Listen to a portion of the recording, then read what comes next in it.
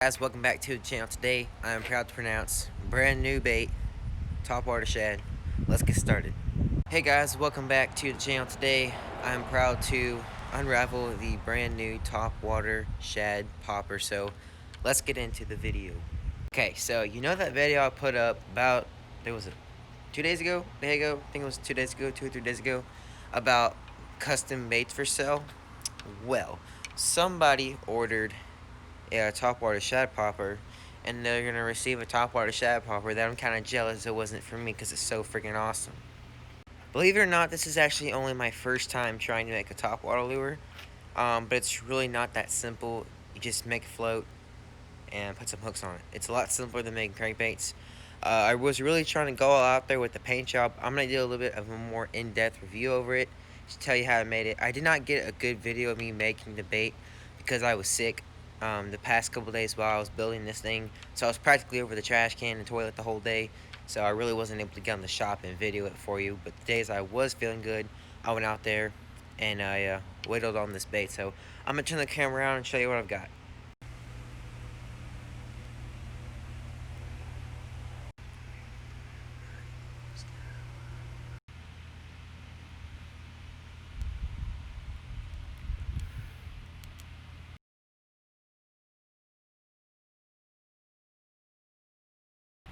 So the idea behind a top water popper is it sits on the surface and it pops, right?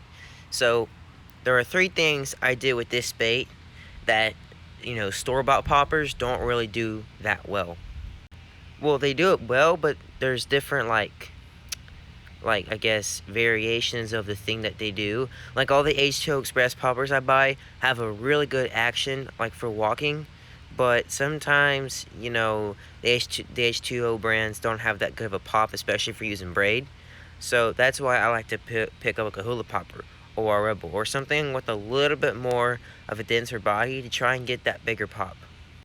And sometimes, if you're lucky, you can find at the store long topwater poppers that are good for two things: walking, like walking the dog, or whatever you want to call it, and then also popping. So I also put a lot of weight in the back of the bait right here, and that's gonna cause this back to sink, and then when you pop it, it's gonna plunge like that.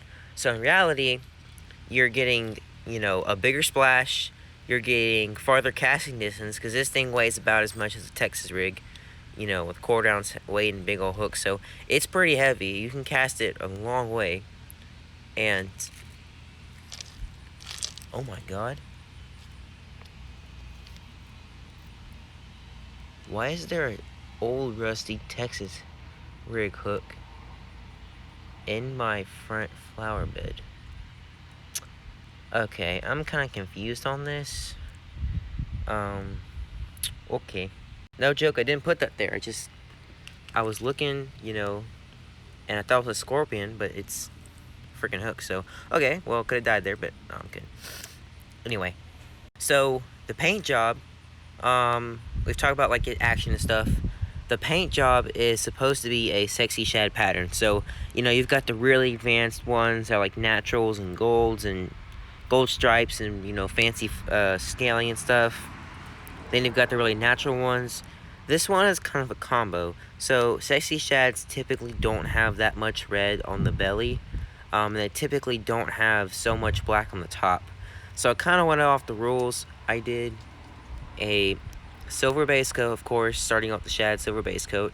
Then I did a gold and blue scale, so that you get that kind of cool gold, blue, and blue scale transition right there. So you're getting the sexy shad colors just in a different format, essentially. I think it looks pretty cool. And then I did a little bit of a topwater frog. Took the jumbo bent, kind of like hollowed out a little thing right there, so it looks like a topwater frog, kind of. Remove some wood, make it a little bit lighter, and give it a cool little recess. Make it look different, right?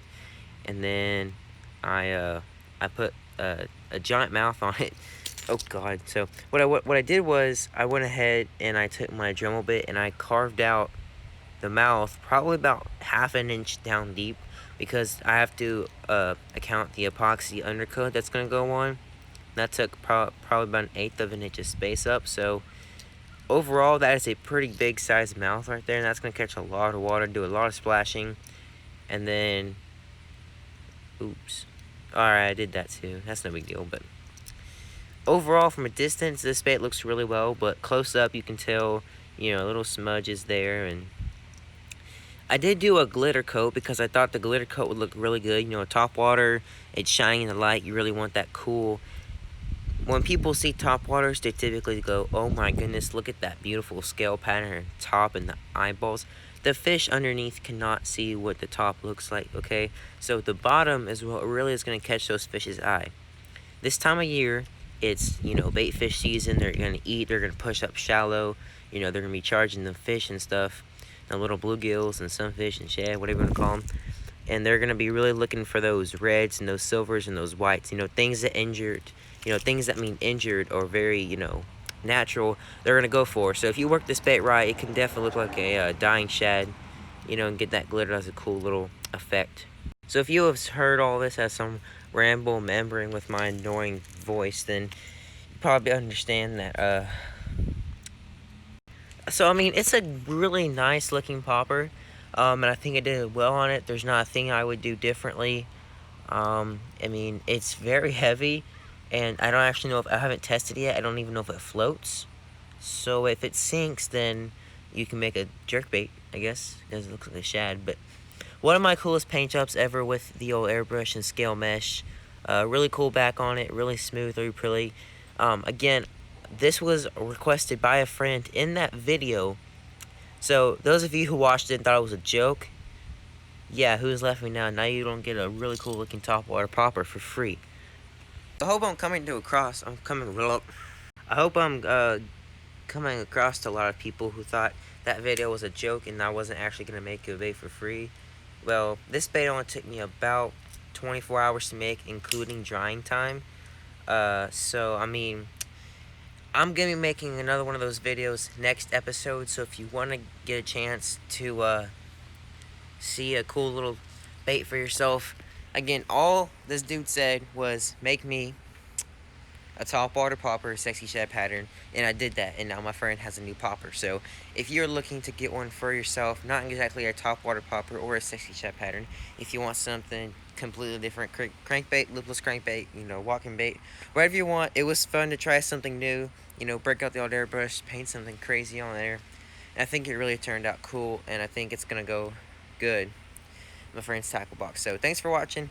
Sorry I didn't get a video of me actually making the bait. Like I said, I was sick. So like I said, if you want to get a chance to have one of these, the next video, comment down below on what kind of bait you want. Any type of bait in the world that's not a spinner bait or a soft plastic, I can practically make for you. So again, comment down below. Next episode. See you later. Thanks for watching. Goodbye.